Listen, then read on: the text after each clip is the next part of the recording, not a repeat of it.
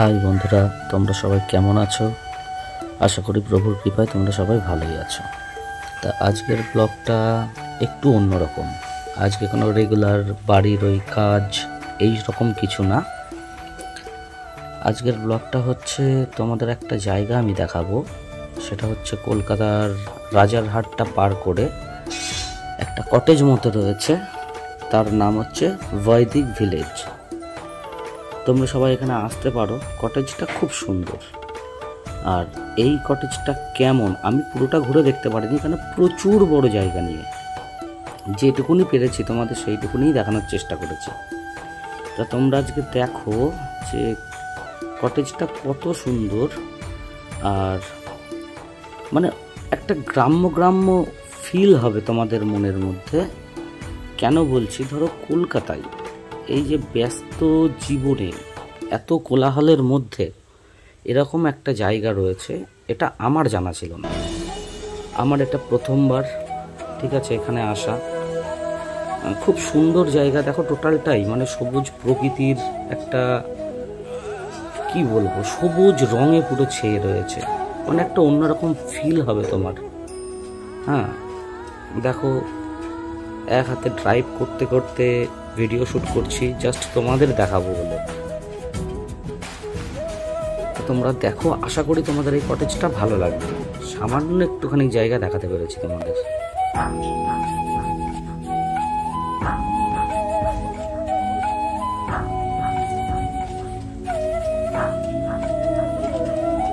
এই যে এখানে আমি গাড়িটা রেখে দিলাম। রেখে দেওয়ার পরে একটুখানি এগিয়ে গেলাম। এগিয়ে গিয়ে দেখো একটা কি সুন্দর মন্দির মতো করা এখানে। হ্যাঁ, আমি মন্দিরের ভিতরে ঢুকিনি, আরো লোকজন ছিল। দেখো কি সুন্দর লাগছে। মানে এটা হচ্ছে মানে বেদ, আমরা সেই বেদ সভ্যতা পড়েছিলাম সেই সময়কার একটা কিছু তৈরি করেছে ওরা, মানে ওরা দেখানোর চেষ্টা করেছে।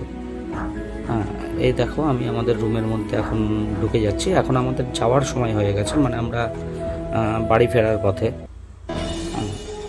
এই দেখো ভেতরে এইটা হচ্ছে ড্রয়িং রুম, এটা হচ্ছে 3 তলা। হ্যাঁ, আমাদের জাস্ট বেরোনোর সময় হয়ে গেছে বলে রুমের ভেতরটা চেক আউট করতে হবে, তো রুমের ভেতরটা তোমাদের আমি দেখাতে পারিনি, জাস্ট ড্রয়িং রুমটাই তোমাদের দেখাতে পারলাম। দেখো তোমরা, আশা করি ভালো লাগবে। আর তোমরা যদি মনে করো এখানে আসবে, আসতে পারো, খুব ভালো জায়গা। এই দেখো ড্রয়িং রুমের ভেতরটা কত সুন্দর। ড্রয়িং রুমের মধ্যেও ফ্রিজ রাখা আছে। তা আজকে ভিডিওটা এখানেই আপাতত শেষ করছি।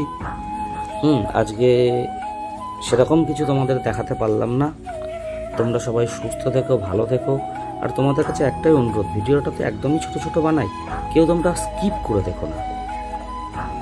তোমরা সবাই পাশে থেকো, নিজেদের খেয়াল রেখো, সবাই সুস্থ থেকো, ভালো থেকো, এই প্রার্থনাই করি আমি সব সময় ভগবানের কাছে।